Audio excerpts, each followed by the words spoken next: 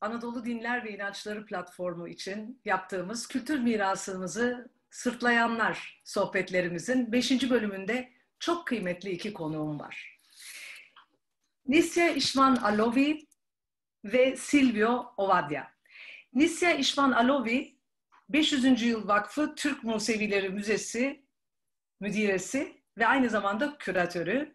Silvio Ovadia ise 500. Yıl Vakfı Başkanı.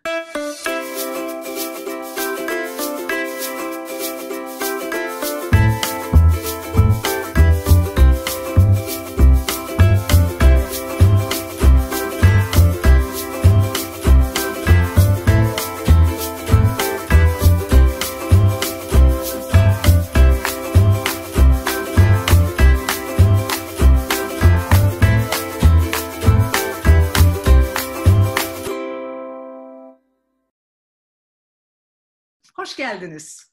Hoş bulduk.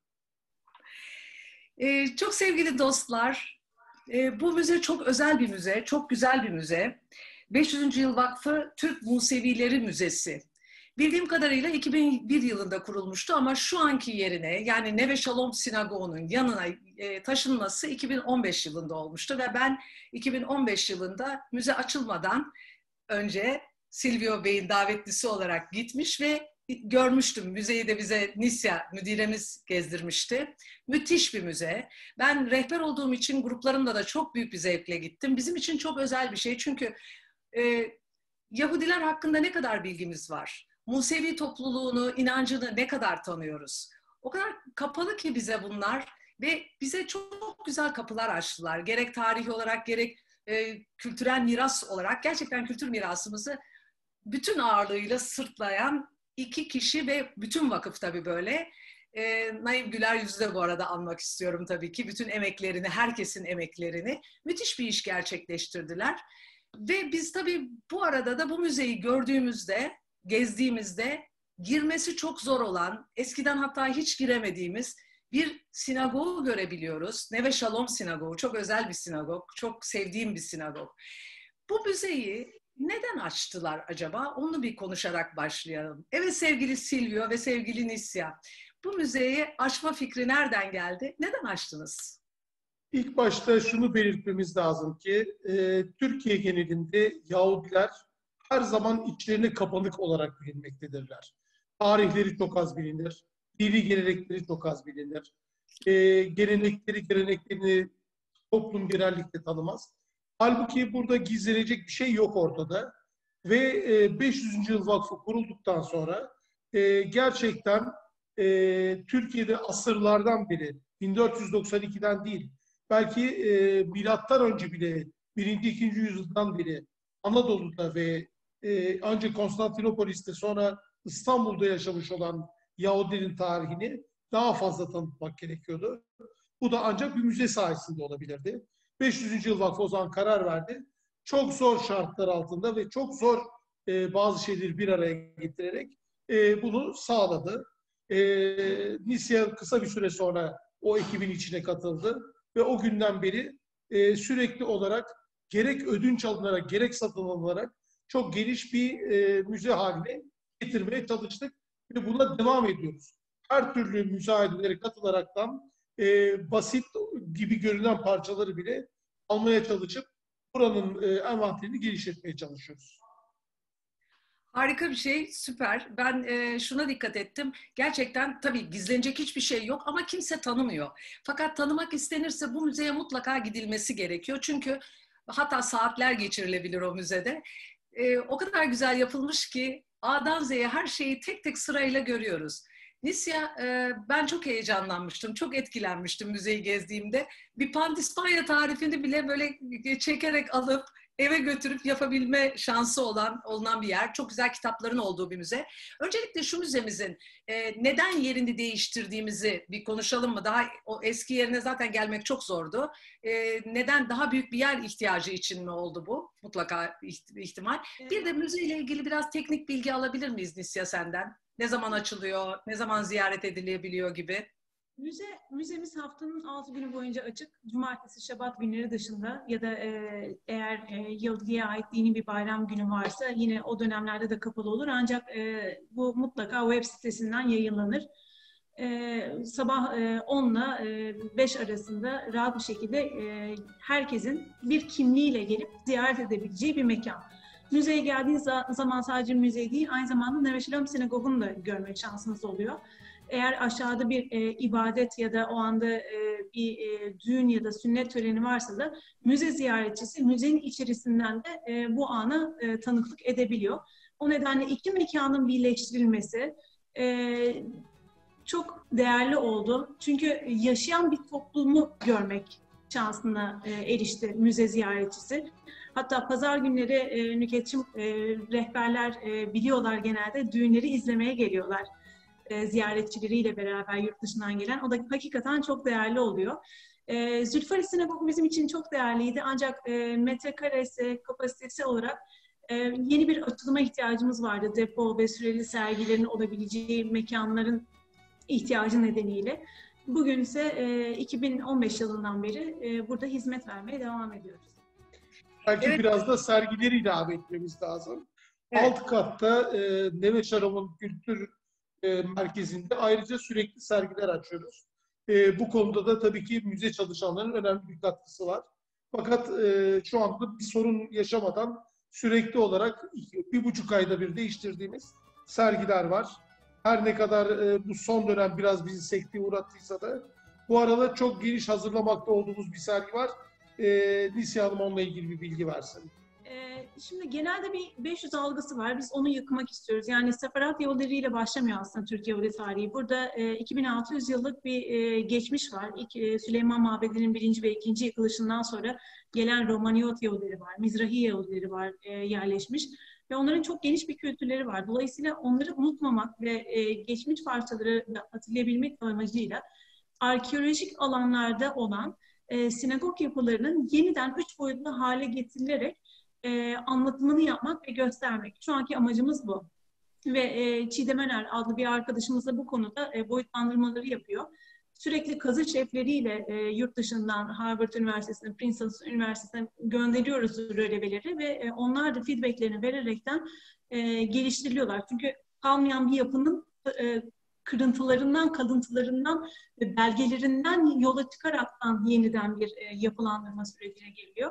O nedenle çok değerli bir sergi olacak. Normalde Eylül ayında açılışını yapacaktık. Ancak bunun daha tantanalı olmasını istiyoruz çünkü çok uğraşılıyor.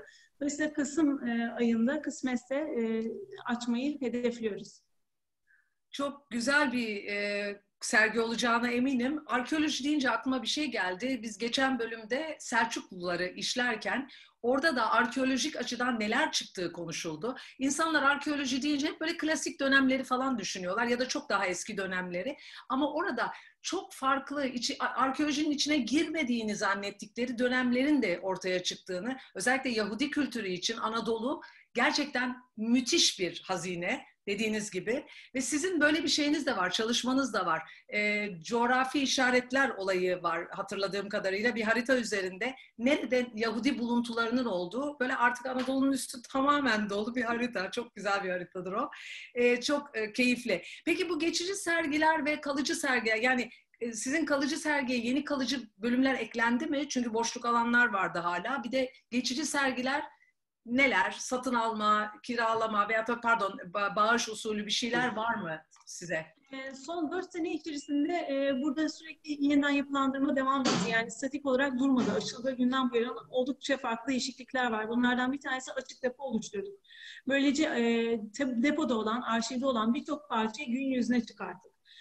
Yeni olarak sürekli müzayedelerden Silvio Bey parçalar buluyor. Han Başlık bize bu konuda yardımcı oluyor ve koleksiyon sürekli genişliyor. Dolayısıyla da biz de katlarda revizelere başladık. Yani daha fazla parçayı nasıl teşhir ederiz? Biliyorsun bizim toplumdan bir kişi verdiği zaman da görme ihtiyacını da hissediyor. O refleksleri de karşılayabilmek amacıyla bizim de daha hızlı düşünebilmemiz gerekiyor. Ve bu müzede daha çok parçanın teşhir için canlı başla uğraşıyoruz. Şimdi yeni aldığımız, müracaat ettiğimiz bir fon var. Oradan da karşılığını aldık.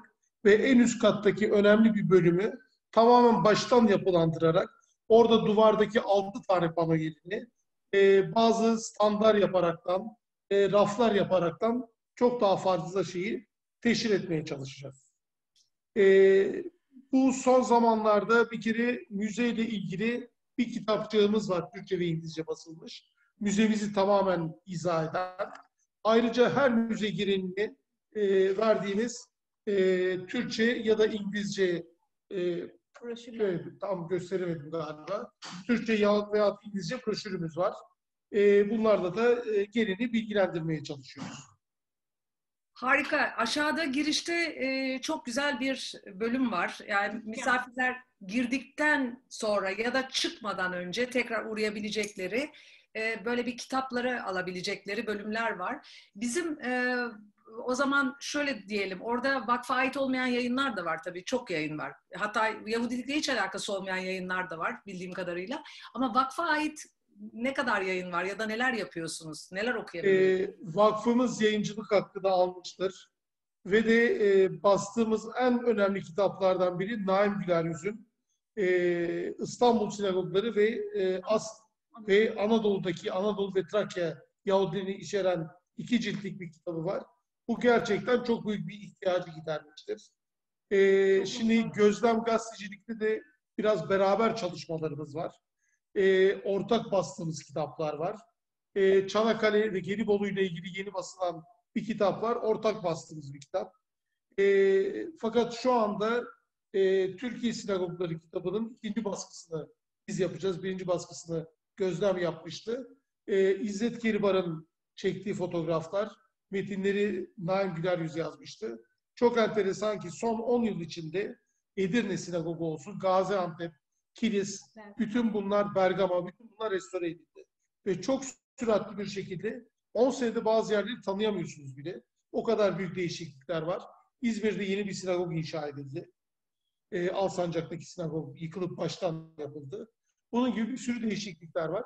Bütün bunları da ihtiva ederekten o kitabı baştan basacağız. 2 ciltlik bir kitaptır o.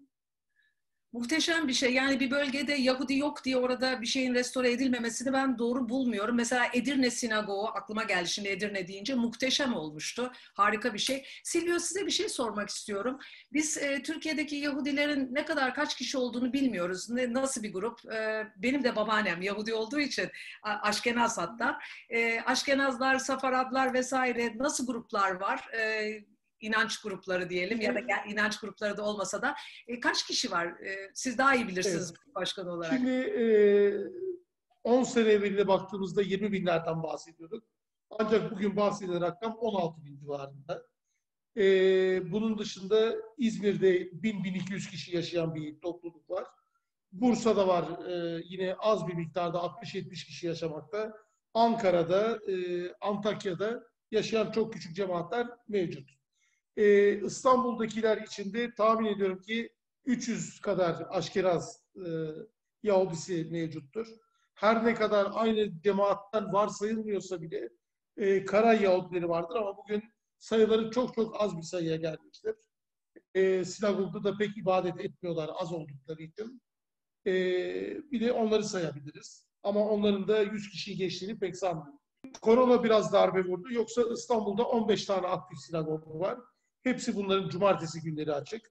Yani hiç oturulmayan muhitlerdeki Sirkeci, Balat, Asköy gibi yerlerdeki sinagoglarda normal zaman bir sene evvel tamamen faaliyetteydi bunlar cumartesi günleri. Ve başka saatlerden gidenlerle tamamen faaliyetleri sürdürüyorlardı. Şimdi bunun dışında İstanbul dışında da Bursa, Antakya ve İzmir'de 2 sinagog tam olarak faaliyetlerini sürdürmekte. Ankara sinagogu çok ender açılıyor.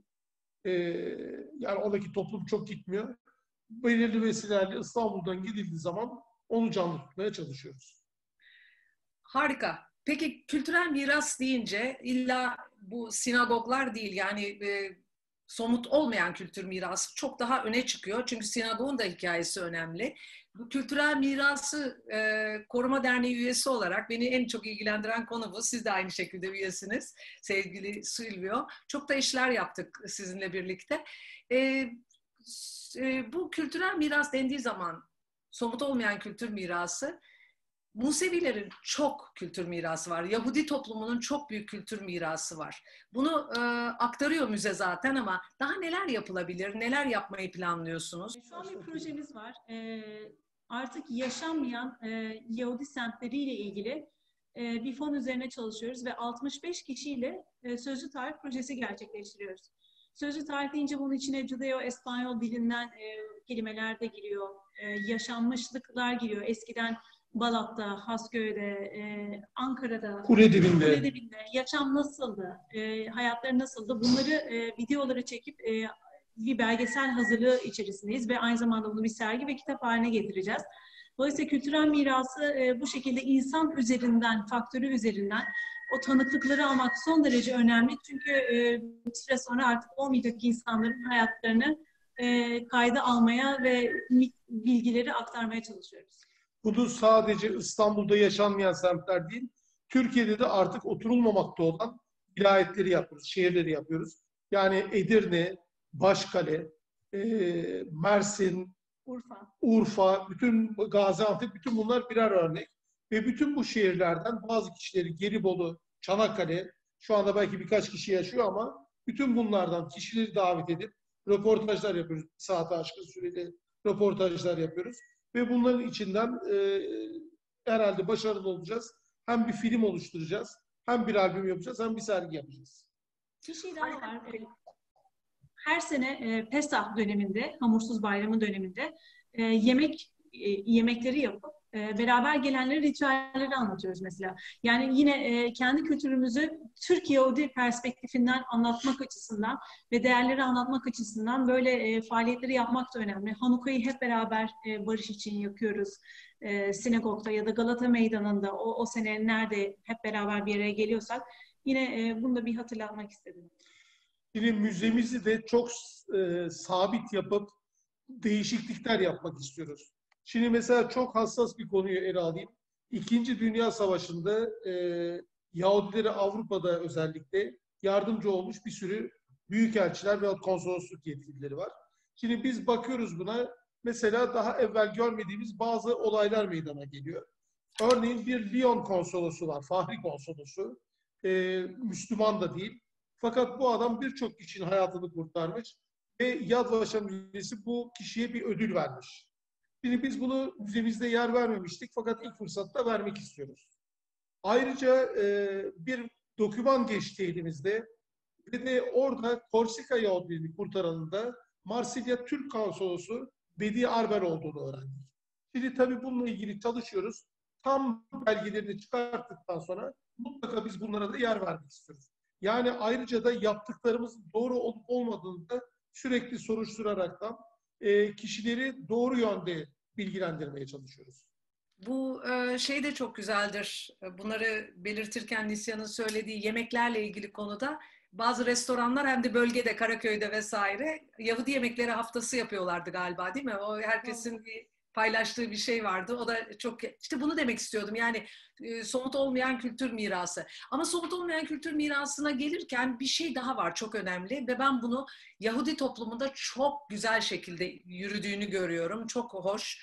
Öncelikle ne olursa olsun, nasıl düşünürse düşünsün, Yahudi toplumu çocuklarını ailenin içinde geleneklerinden ayırmadan büyütüyor bildiğim kadarıyla. O Musevi geleneklerini öğrenerek küçüklükten büyüyorlar. Çok güzel bir şey bu. Peki dil konusuna geldiğimizde hangi diller hala yaşamda? Bu çünkü ölmeye yüz tutan bir konu Silvio, değil mi? Aranızda ne konuşuyorsunuz? Bazılarınız var mı? Yani konuşanlar var. Babaannem konuşurdu, hatırlıyorum. Anladım. Şimdi onu biraz şu şekilde izah etmek lazım. Ayrıca İstanbul'da Sefarat Kültürünü Araştırma Derneği var. Hasbelkader onun da başkanlığını yapıyorum. Ve oradaki amaç bu lisanı ve bu kültürü yaşatabilmek. Çok kolay değil. Fakat şöyle söyleyeyim, 75-80'li yıllarda artık bu lisanın öldüğünden bahsediliyordu. Bugün o günkü durumundan çok daha parlak durumda. Özellikle korona döneminde neredeyse haftada 3-4 tane video programı yapıldı. Yani yalnız İstanbul'da da değil, bir kere Zoom'la bütün dünyayla da ilişki artaraktan inanılmaz çalışmalar yapıldı. Ve bütün bunlar şu anda bir sitede toplanmaya çalışılıyor, bütün bu şeyler. Ve çok zengin bir şey oluşuyor. Hatta geçen hafta İspanyolca, yani Yahudice yazdığım yazıda, merak etmeyin ben belki sonunu görmeyeceğim ama bu lisan mutlaka 22. yüzyıla da taşınacak diye yazdım. Çünkü son birkaç aylık dönemde 20'li yaşlarındaki kişiler de yazı yazmaya başladı. Bunu hiç beklemiyorduk. Bunlar gelince ümidimiz gitgide artıyor ve çok kolay da bu lisanın ortadan kalkacağına inanmıyoruz. Tabii ki iletişim lisanında ilk planda değil. Fakat mesela bu derneğin oluşturduğu bir sitede aşağı yukarı 50-60 kişi günde 100 mesaj falan kullanıyor. Çok kötü bir sayı değil. Muhteşem bir sayı, çünkü linguistlerin iddia ettiği bir şey var. Dinler devam ettiği müddetçe eski diller ölmez diyorlar ki bu doğru. Klasik İbranice asla ölmez. O zaten kullanılan bir dil. Ama halk dili ölür diyorlar. İşte bunu yaşatmak gerektiğini düşünüyorum. Çok güzel bir şey. Peki daha başka neler oluyor toplumda? Başka faaliyetler, görüşmeler, sizin müzeye sizden gelenler oluyor mu? Tabii ki oluyor. Şimdi yaz bir şeyi belirtmek lazım. Şimdi toplum genelinde de Türkiye Yahudi toplumu çok dindar bir toplum değil. Ancak gelenekleri çok daha iyi ön planda tutuyor. Şimdi bir örnek vermek gerekirse şabat yemeği önemli. Şimdi şabat yemeğinin sadece dini yönü mü var? Hayır, yok. Ailenin bir araya geldiği bir zaman. Şimdi yaz aylarında adalarda çok sayıda Yahudi ailenin yaşadığını görüyorsunuz. Çocukları, ya belirli bir yaşa gelmiş çocukları artık onlar da değilse bile cuma akşamı gidip aileleri yemek yedikten sonra ertesi sabah veya akşam dönüyorlar. Yani bu şabat geleneğini sürdürmek maksadıyla yapıyorlar bunu. Yani bu biraz gelenekçilik, daha fazla dindarlıktan. Ama yoksa aşırı bir dindarlık falan yok Yahudi toplumu için. Kültürü yaşatma açısından bir şeyler yapılıyor, onu demek istedim. Bu ailenin bir araya gelmesi de çok çok önemli. Evet, bir de rehber olarak aklıma gelen başka bir konu var. Çok güzel turlar yapılıyor. Aslında eskiden yabancılara yapılıyordu. Çünkü Amerika'dan çok geliyordu Yahudiler. Yahudi kültürüyle ilgili özel gruplar geliyordu. Şimdi bu Türklere de yansımaya başladı. Türk misafirlerimiz de Yahudi kültürünü tanımak istiyorlar. Ya da Galata turlarında zaten ister istemez gidiyorsun. Yani içinde bu. Karaköy, Galata yapıldığı zaman. Bunların uzmanlaşma eğitimleri de var rehberlerin arasında.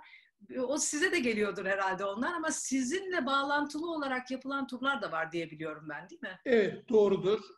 Müzemizde Galata Yahudi turları yapılmakta. İlk en düzenli yapan Moiz Gabay arkadaşımız var. Fakat bunun dışında Balat turları da yapıyor. Ve bütün bunlarda aslında İstanbul'da yıllardır, asırlardır beraber yaşadığımız geniş toplumun önemli bir kısmı bu turu yaptıktan sonra Yahudileri hiç tanımadığının farkına varıyor. O da bizim için büyük bir kazanç olarak addediyoruz. Yani çok önemli bizim için bu turlara kişilerin katılması. Tabii ki yalnız Moiz arkadaşımız yapmıyor. Bunun dışında yapan rehber arkadaşlarımız da var. Ve genellikle bu turlara ilgi yeteri kadar var. Şimdi hatta sohbet ederken Kamando çok tanınmış bir şahsiyet Türkiye Yahudilerinin tarihinde. Bir sürü de binası var bu bölgede. Moiz arkadaşımızla konuşurken demiştik ki acaba bir de Kamando turu yapsak mı? Turu da anıt mezarın orada bitirsek mi? Haliç'te diye şey yaptık. Henüz gerçekleşmedi. Sonra korona girdi araya. Çok çok şeyimizi yok etti ama herhalde onu da toparlayıp bir gün yapacağız. Bir şey daha eklemek istiyorum. Yahudi Kültürü Avrupa Günü'nü kutluyoruz Nükhet'ciğim her sene. 35 ülkeyle aynı anda olabiliyor. Ama biz genelde Eylül'ün ilk haftası değil de daha sonraki haftalarda da bu durumu gerçekleştirebiliyoruz. Geçen sene Kasım ayında kutladığımızda bir gün içerisinde müze ve Neveçelam kompleksine 2300 kişiyi ağırladık. Tabii bugünün pandemi döneminde belki bu rakamları telaffuz etmek kolay olmayacak. Ancak online platformda 25 Ekim'de biz yeniden bugünü gerçekleştirmek istiyoruz. O gün neler yapılıyor dersen yemek atölyeleri yapılıyor. Türkiye Yahudilerine ilişkin bilgiler aktarılıyor. Müzik olsun, sefarat müziği olsun. Çok çeşitli konularda bilgi paylaşımı yapılıyor. Hatta bu sene bir sürpriz düşünüyoruz. Gerçekleştirirsek çoğu şeyde olmasına rağmen müzenin kapısı önünde bir bandonun Juda Espanyol şarkılarını seslendirmesini planlıyoruz. Harika, çok iyi bir fikir. İnşallah olur. Bu arada yemek içmek derken aklıma geldi. Biz geldiğimizde böyle bir sıkıntılar vardı. Daha yeni açılıyordu müze çünkü. Kafe bölümü açık değildi. Şimdi tabii pandemi sebebiyle sürecinde bu zor bir soru ama normalde o kafe bölümü olacak mı? Pandispanya'ydı, şuydu buydu, bir ikramlar vardı çünkü. Bu kafe şu anda sürekli taze yemek vermek durumundayız. Dolayısıyla yeterli bir talep olmadığı zaman bunu karşılamak çok kolay değil. Dolayısıyla gurme turları olduğunda bu şekilde önceden menüyü isteyerekten o güne taze bir şekilde biz bu talebi gerçekleştirebiliyoruz. Harika, çok güzel. Peki geleceğe yönelik başka ne düşünceler, ne çalışmalar var Silvio? Neler yapılabilir daha? Valla şu anda müzemizdeki bulunan alanı en iyi şekilde değerlendirmeyi düşünüyoruz. Aklımızda bir de çok geniş çaplı bir kütüphane oluşturmak var. Onun için de gerekli kaynağı bulduğumuz zaman o konuda da bir çalışmamız olacak. Yani müzemizde yeni alınmış hem kütüphane hem müze içeren çok geniş kapsamlı bir programımız var. Onun da sayesinde belki o kütüphane projemizi de gerçekleştireceğiz. Yani bunu Hağanbaşı'nın kütüphanesiyle aynı kaba koyup yapacağız. O konuda da bir sürü çalışmalar yaptık. Ama çok kolay değil yani. Yavaş yavaş ilerleyip. Çok zor bir konu, kitap konusu, elbette kütüphane konusu. Hahanbaşılık'ta herhalde çok güzel kitaplar vardır ama acaba diyorum Anadolu'da da, bütün Türkiye'de veya İstanbul'da eski kitaplar, ulaşılabilecek veya ulaşılmamış kitaplar falan var mıdır? Araştırdınız mı? Toplansa. Çok araştırmadık ama varsa da az miktarda vardır. İzmir'de var ama İzmir kendisini biliyorsunuz ki eski sinagoglarını restore ediyor ve bir Yahudi Kur bölgesi oluşturmaya çalışıyor. Onlar da kendi değerlerini kendileri saklıyorlar. Bu konuda da hiçbir rahatsızlığımız yok yani. Yeter ki onlar da muhafaza etsinler ki o çalışma içindeler.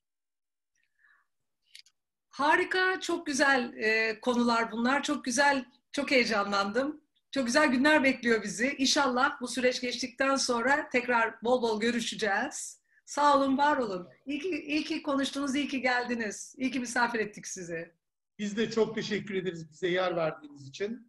Ayrıca da biz de büyük heyecanla her isteyenin müzemize gelmesini ve ziyaret etmesini dört gözle bekliyoruz. Teşekkürler. Çok teşekkür ediyoruz. Mutlaka herkesin hakikaten görmesi gereken bir müze. 500. Yıl Vakfı Türk Musevileri Müzesi. Bugün çok kıymetli iki dostu ağırladık. Nisya İşman Alovi, 500. Yıl Vakfı Türk Musevileri Müzesi müze müdiresi ve küratörü ve çok kıymetli Silvio Ovadia, 500. Yıl Vakfı Başkanı. Kendileriyle müzede yapılan çalışmaları, Türkiye'deki Yahudi toplumu, Türkiye'de Musevi kültürünü, mirasını konuştuk. Çok çok teşekkür ediyoruz. Hepinize teşekkürler, iyi günler.